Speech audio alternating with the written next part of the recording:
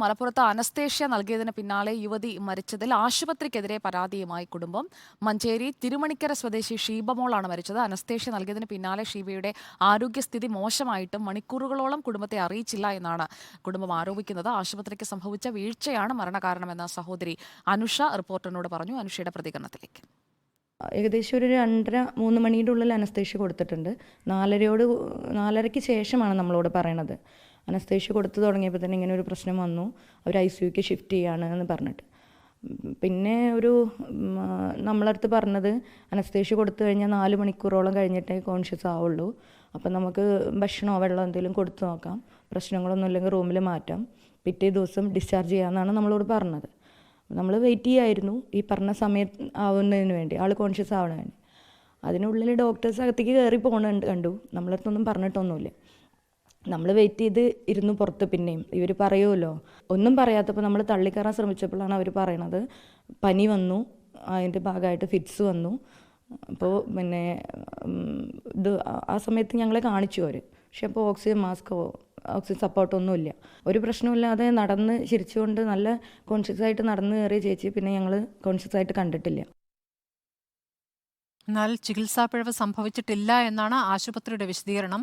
പരാതിയിൽ മലപ്പുറം പോലീസ് അസ്വാഭാവിക മരണത്തിന് കേസെടുത്തിരിക്കുകയാണ്.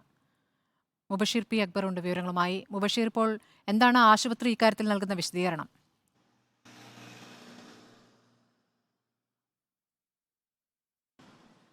സ്മൃതി, ഈ ഒരു അനസ്തേഷ്യ നടപടി പൂർത്തിയായ ഘട്ടത്തിൽ ഈ ഒരു മരിച്ച ഷീബമോൾക്ക് ചില ആരോഗ്യ പ്രശ്നങ്ങളൊക്കെ തന്നെ ഉണ്ടായിരുന്നു. അതിനെ തുടർന്ന് അനസ്തേഷ്യക്ക് പിന്നാലെ ആരോഗ്യാവസ്ഥ വഷളാവുകയും അതിനെ തുടർന്നാണ് മരണം സംഭവിച്ചത് എന്നാണ് ആശുപത്രി അധികൃതർ നൽകുന്ന വിശദീകരണം. അവർക്ക് ഈ ഒരു വിഷയത്തിൽ പിഴവ് സംഭവിച്ചിട്ടില്ല എന്ന ഒരു വാദത്തിൽ അവർ ഉറച്ചു നിൽക്കുകയാണ്. എന്നാൽ കൃത്യമായും ആശുപത്രിയിലുണ്ടായ ചികിത്സയുമായി ബന്ധപ്പെട്ട നടപടികളിലുണ്ടായ പിഴവ് തന്നെയാണ് ഷീബമോളുടെ മരണത്തിന് കാരണം തന്നെയാണ് കുടുംബം ഈ ഘട്ടത്തിൽ ആരോപിക്കുന്നത്.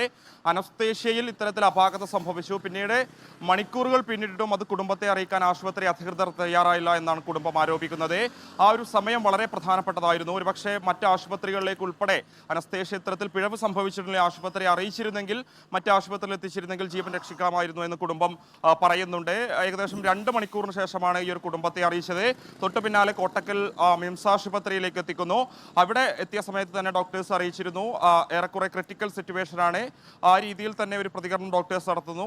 അവിടെ 2 ദിവസം ചികിത്സയ്ക്ക് ശേഷം കോഴിക്കോട്ടേക്ക് കൊണ്ടുപോകുന്ന ഇടയിലാണ് മരണം സംഭവിച്ചത്. കഴിഞ്ഞ 19-ാം തീയതിയാണ് മരണം സംഭവിച്ചത്. എന്തായാലും കോഴിക്കോട് മെഡിക്കൽ കോളേജിലാണ് പോസ്റ്റ്മോർട്ടം നടപടികൾ പൂർത്തിയായിരിക്കുന്നത്. ഈ ഒരു സംഭവത്തിലാണ് ഇപ്പോൾ മലപ്പുറം നഗരത്തിൽ പ്രവർത്തിക്കുന്ന ഒരു സ്വകാര്യ ആശുപത്രിക്കെതിരെ ആരോപണവുമായി കുടുംബത്തിന് രംഗത്ത് വന്നിരിക്കുന്നത്. മരിച്ച ഷീബമോൾ ഇവിടെ പ്രവർത്തിച്ചിരുന്ന ഒരു ജീവനക്കാരിയാണെന്നും ഈ ഒരു കുടുംബം വ്യക്തമാക്കുന്നുണ്ട്. അവിടെ കൃത്യമായ സംവിധാനങ്ങൾ, ചികിത്സാ സംവിധാനങ്ങളൊന്നും തന്നെ ഉണ്ടായിരുന്നില്ല.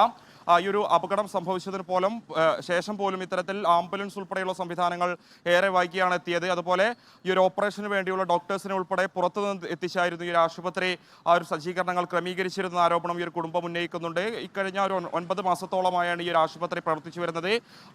നിയമലംഘനം ചൂണ്ടിക്കാട്ടിയാണ് ഈ കുടുംബം ഇപ്പോൾ ഈ ആശുപത്രിക്കെതിരെ രംഗത്ത് വന്നിരിക്കുന്നത്. മലപ്പുറം പോലീസ് വിഷയത്തിൽ അസ്വാഭാവിക മരണത്തിനാണ് നിലവിൽ കേസെടുത്തിരിക്കുന്നത്.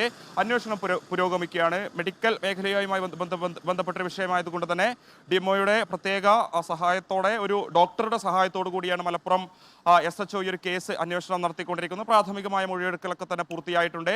പോസ്റ്റ്മോർട്ടം റിപ്പോർട്ട് ലഭിച്ചതിനു ശേഷം മറ്റു തുടർ നടപടികൾ സ്വീകരിക്കുമെന്നാണ് നിലവിൽ പോലീസ് അറിയിക്കുന്നത്. സ്മൃതി.